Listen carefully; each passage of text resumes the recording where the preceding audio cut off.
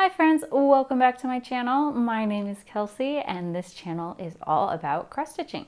Today I wanted to do something a little different, so I'm making this a FlossTube extra. I know a lot of people are putting out their half-year whip parades, but I feel like you guys see mine all the time, so you won't be getting one of those from me. But I am starting a new project, so I thought I would document how I get started and the process I go through between buying the pattern and getting ready to stitch. So this is a secret whip that I am working on as a gift. So you won't see the process of stitching it, but you will see the finished product when I gift it, and you'll also get to see how I'm getting it started. So the whole process starts with buying a pattern, and once I have downloaded it, I typically put it up onto my Markup RX on my iPad so that I can keep track of my stitches. I really like Markup RX.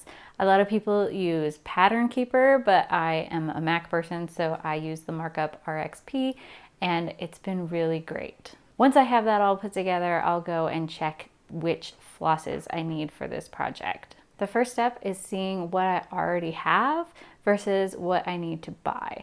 So typically I will go through the list of floss that I need, of the colors, and then I will reference that with a spreadsheet that I have on Google that has all the floss that I have and what projects they are for. So I know if I do have one and I'm using it for a current whip, I know that I at least have some of it. Depending on how much I need of that floss is dependent on whether I will buy more of it or if I can just use what I already have.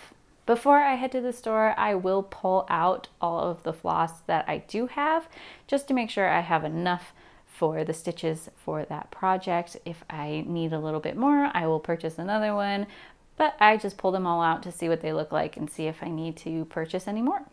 So while I'm looking at what I have, I'm writing down everything that I need to get so that when I go to the store, I can hopefully get everything all in one fell swoop. Luckily for this project, when I went to Michael's, they had everything that I needed, which never happened. So I was super pumped. Once I get home with all of my beautiful floss, it's bobbin time. I really actually like using bobbins. I know a lot of people hate bobbins, but I will admit that it is a little bit of a pain to have to bobbinate everything. Just kidding, it's really more like this.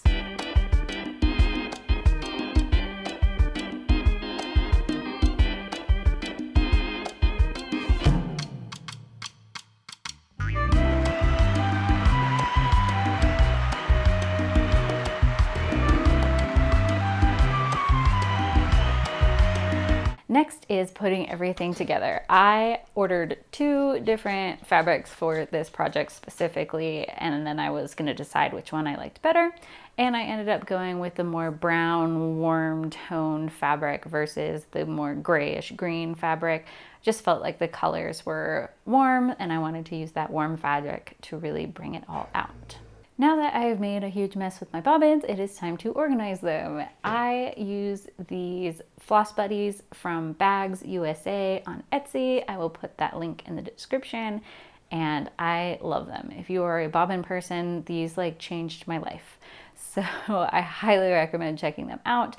I currently don't have one specifically for this project, so I'm kind of going to share this one with my Heart of the Summer stitch along. So I just put them in numerical order and slide them into the available slots, and it's all ready to go. Next, it's time to put the fabric onto my QSnap, which is a little bit of a process. I like to measure out how big my project is going to be on the fabric, especially on projects like this where there's a little variegation. I want to make sure I'm using a part that I like and it's going to look nice. I don't want to have a big splotch somewhere that's going to look weird. So I wanted to make sure that where I'm placing the pattern or where I'm planning to stitch is going to be a great spot. I will measure out how big the pattern is, and then I like to roughly find the center. Typically, I like to start in the top left corner of my patterns, but This one in particular, I am going to start more in the center just because the way it is, it's easier. The edges aren't very defined, but the inside is full coverage. So I think I'm going to start in the middle just to make things a little easier on myself. Once I find that spacing, then I will put it in the QSnap. I like to use little felt barriers between the QSnap snappy pieces. I don't know what they're called. And the fabric, just so that the fabric's not getting any, not getting pulled or snagged or anything, because there are little grooves inside of those snappies. It's also nice when you move the QSnap and you're putting the snap things over your actual stitching. I like to put it there just so I have a little bit of a barrier between my stitches and those little grooves that are gripping onto the fabric. And then it gets all pulled tight and it's ready to go. So here it is. I stole my needle minder from Schitt's Creek. I also stole this QSnap from Schitt's Creek. So you probably won't see Schitt's Creek for a while, but I am really excited to get started on this stitch. It is a gift and I cannot wait to give it to this person. Hopefully I can get it done in time. It's not too big of a pattern. I think it's 179 stitches by 179 stitches, and it's not quite full coverage, but it is pretty, in the center is going to be pretty heavy full coverage. And I'm looking forward to showing it to you guys when it is all finished. So if you want to see more like process things from me, leave a comment below and just let me know what you want to know. And I'm happy to make a video about it. I just thought it would be fun to kind of document how I'm getting started and then to the finish. Obviously you won't really see any progress on this one, but I'm really looking forward to sharing the finished product with you guys. For now, thank you so much for watching. If you enjoyed this, please hit the subscribe button and like it if you haven't. All those things really help my channel grow and get this fun stuff out to other people.